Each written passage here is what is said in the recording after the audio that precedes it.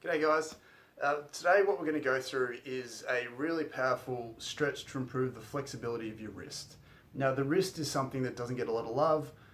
It's not often something that you would stretch. It's not a part of many people's stretching routines. But if you're someone who has had wrist surgery, or you have a wrist injury, or you're a throwing related athlete or someone who uses your wrist or spends time on your wrist like a gymnast or you do CrossFit, even people who play basketball, your ability to bend and flex that wrist and extend that wrist is really, really important. So we want to touch on an exercise for you guys just to show that you can improve the range of motion very quickly. So all you need basically is a band of some sort. Now this is a power band. Any TheraBand, any tubing with a bit of elasticity will work. I prefer a power band because it's a bit stronger. It's a bit thicker as well, so it does a little bit more work on the joint, because with this stretch we're going to go after the joint capsule, the wrist joint capsule, not so much just the muscles around the wrist, which a lot of people tend to focus on. We often miss the deeper stiffness, which we can change and improve on with the band. So basically how that looks is if you can slide your wrist into the band, so obviously secure it to something strong that's not going to move. We want to bend that out, bring it out as far as possible and have your wrist on the ground with your fingers pointing away from the band. So we're not getting into this position. We want to twist that wrist around so it's facing the other way.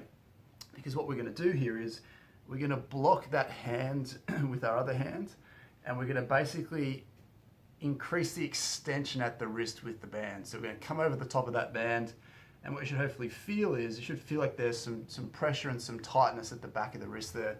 And what we want to do here is, from this position, it's up to you to find where your best tightness is. So you might need to bring your shoulder over the top towards your little finger. You might need to bring it back a little bit towards your thumb. With your elbow, you might need to twist your elbow back around towards your little, away from your little finger towards the back of the door here, just to see where that tension, that best tension is for you. And for me, the best position I can find is here. And then from this position, you have a few options. So first we're going to get to that end range where it feels good, and then we can just oscillate in and out of that position. And this gentle sort of movement allows the band to work that joint capsule, with the idea that hopefully over time it's getting a little bit more and more loose as we do it. But the way to make this really powerful is that when you find that end position, we can include some muscular work as well. So in this position for me, I can feel a little bit of tightness here. And in this position, what I can do is I can tense all the muscles up in my hand. I can sort of grip the floor with my fingers. I can almost push my hand back into the floor to really flare up a lot of the muscles in the wrist and in the hand and the forearm.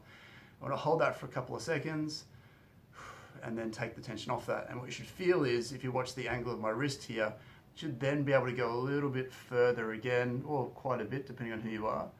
And then we want to do the same thing again. So take a deep breath in, tense, squeeze, hold for 5 to 10 seconds, and then release that tension, and then go a little bit further again. And if you can continue that process for 30 seconds to a minute, 2 minutes aside, what you should find is, if you do a test beforehand where you bend your wrists at an equal point, you should feel like the wrist that you've been stretching, and for me there's a big difference, it should go further straight away. So if you do a stretch like this first, just test your range before you do the exercise, spend a couple of minutes doing the exercise, then retest it, make sure that you see a change, otherwise there's probably no change. So again, as with all these videos, if you have any questions or any issues with them, please let us know in the comments below. If you go on to like the video, please press